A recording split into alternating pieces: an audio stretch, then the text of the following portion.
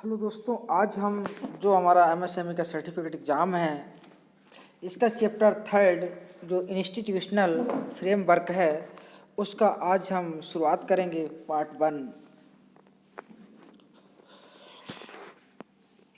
One का आज हम शुरुआत करेंगे।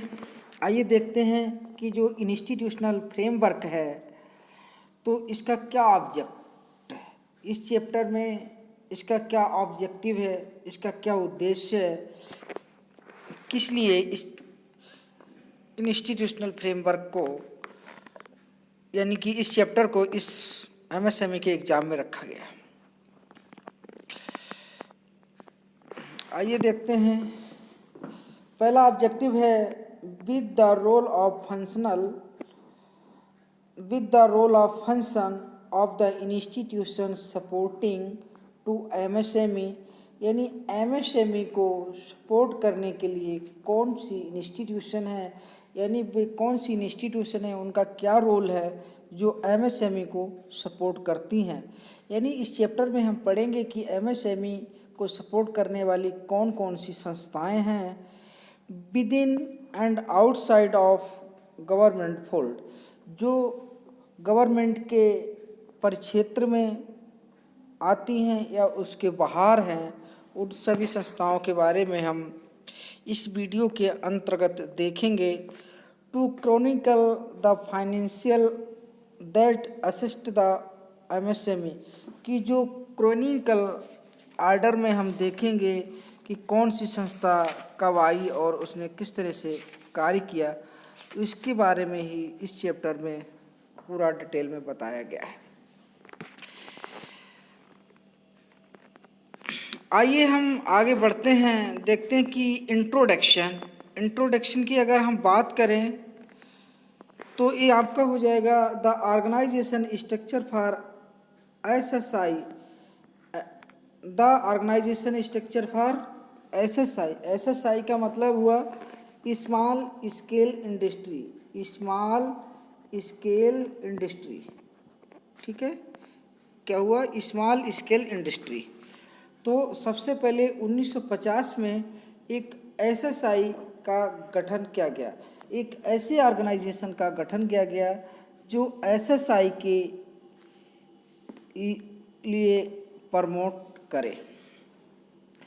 Establishment of SSI industrial board 1954, और इसका इस्टेब्लिशमेंट जो इसकी स्थापना हुई वो आगे चलकर 1954 में जो इंडस्ट्रियल बोर्ड बना उसके तहत इसको प्रमोट किया गया।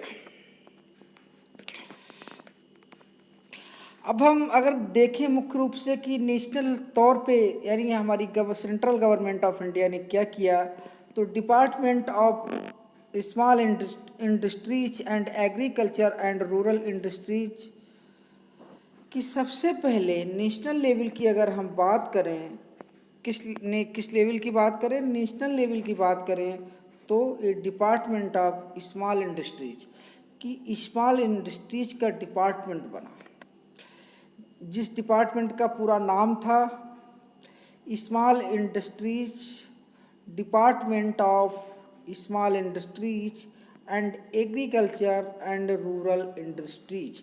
यानी जो ग्रामीण परिक्षेत्र की परिपेक्ष की जो ग्रामीण संस्थाएं थीं, इंडस्ट्री थी, औद्योगिक यूनिटें थीं, उनको और एग्रीकल्चर को बढ़ावा देने के लिए, प्रमोट करने के लिए, डेवलप करने के लिए, उनको असिस्ट करने के लिए सबसे पहले एक डिपार्टमेंट बना। एंड सिडो, और साथ ही साथ सिडो की भी स्थापना की गई, सिडो को भी इस्टेब्लिश किया गया। स्मॉल, अब सिडो की कभी कभी फुल फॉर्म एग्जाम में पूछ ली जाती है, तो small industries development organisation, small industries development organisation. आगे चलते हैं।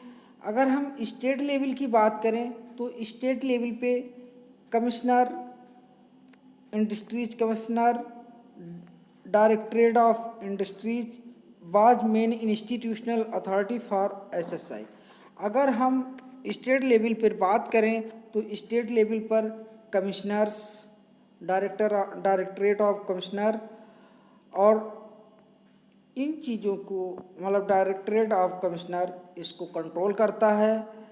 किसको? SSI, जो भी स्मॉल स्केल इंडस्ट्रीज हैं, जिनको पहले स्मॉल स्केल इंडस्ट्रीज का कहा जाता था, आगे चलकर इसी को micro small and medium enterprises के नाम से जाना गया। इन 70s many other institutions have come into the force. अगर हम 1970 के आसपास की बात करें तो उस समय MSME यानी स्मॉल स्केल इंडस्ट्रीज को बढ़ावा देने के लिए, प्रमोट करने के लिए, डेवलप करने के लिए बहुत सी संस्थाएं बनी। Ministry of MSME at central level पे बात करें तो मिनिस्ट्री ऑफ MSME का एक अहम भूमिका रही है। स्टेट लेवल पर बात करें तो ये भी एक बहुत वाइटल रोल रहा है, यानी कि ministry of MSME at central and state level play a vital role of formulation of citizen chart. यानी मिनिस्ट्री ऑफ MSME और स्टेट लेवल पे क्या हुआ था, स्टेट गवर्नमेंट की कंसेंट से मतलब मिलकर दोनों के विचार विमर्श होने के बाद में एक सिटीजन चार्ट बना। कि सिटीजन चार्ट में क्या होता है कि कौन सा कार्य कब करना है, कितना बजे करना है, कितनी इसकी टाइम ड्यूरेशन है, MSME को क्या क्या सुविधाएं देनी है, क्या फैसिलिटी देनी है, उनपे कहाँ पे दिक्कतें आती हैं, ये सारी चीज़ें इस सिटीजन चार्ट में मेंशन किया गया। यानी सिटीजन चार्ट का मतलब सिंपल सा है कि इसमें टाइम से रिलेटेड टाइम बाउंड चीज़ों को मेंशन किया गया है। For achieving the objective the specific schemes programmes undertaken by the organisation of this ministry. और अगर हम मिनिस्ट्री ऑफ MSME की बात करें तो इसका जो मुख्य उद्देश्य था, जो अपनी विभिन्न स्कीमों के माध्यम से, विभिन्न प्रोग्रामों के माध्यम से इसने इन चीज़ों पर, किन किन चीज़ों पर बढ़ावा दिया, किन किन चीज़ों को प्रमोट किया। तो सबसे पहले इसने ध्यान दिया कि educate credit from financial institutions और बैंक्स, कि फाइनेंशियल इंस्टीट्यूशन से क्या हो, सफिशेंट क्रेडिट मिले। किसको? MSME को। Fund for technology upgradation and modernisation, और जो टेक्नोलॉजी है जो MSME में, स्मॉल स्केल इंडस्ट्री में जो टेक्नोलॉजी पुरानी तौर पे चल रही थी, उसमें अपग्रेडेशन हो, नई नई टेक्नोलॉजी आए, ताकि ज़्यादा से ज़्यादा प्रोडक्शन कोई भी MSME यूनिट कर सके। प्रोवाइड द एडिक्वेट इंफ्रास्ट्रक्चर, और पहले क्या था कि इंफ्रास्ट्रक्चर की बहुत कमी थी, तो मिनिस्ट्री ऑफ MSME ने कहा कि नहीं, इनको इंफ्रास्ट्रक्चर भी प्रोवाइड कराओ। और modern testing facility, quality certification centre and laboratories. और MSME जो मिनिस्ट्री ऑफ MSME थी, इसने क्या सोचा, इसने कहा कि मॉडर्न टेस्टिंग फैसिलिटी की सुविधा की जाए, जहाँ पर जल्दी से जो भी MSME यूनिट्स हैं उनकी टेस्टिंग हो और क्वालिटी का सर्टिफिकेशन हो, कि ये जो भी MSME यूनिट जो भी प्रोडक्ट कर रही है, जो भी बना रही है, तो उसकी क्वालिटी ठीक ठाक से हो रही है या नहीं हो रही।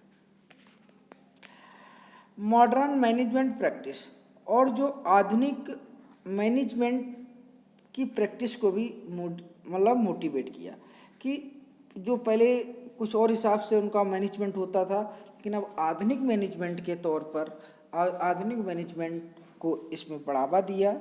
मार्केटिंग असिस्टेंस, और अगर मार्केटिंग में कहीं पर कोई दिक्कत आ रही थी तो उस मार्केटिंग की भी समस्या का निदान किया गया। यानी मार्केटिंग, क्योंकि कोई किसी भी MSME यूनिट के लिए मार्केटिंग का एक बहुत अपना अहम रोल रहता है, कि अगर वो प्रॉपर मार्केट नहीं मिलेगी, वो गुड्स को सप्लाई नहीं कर पाएगा, तो कहीं ना कहीं आकर के दिक्कत होगी।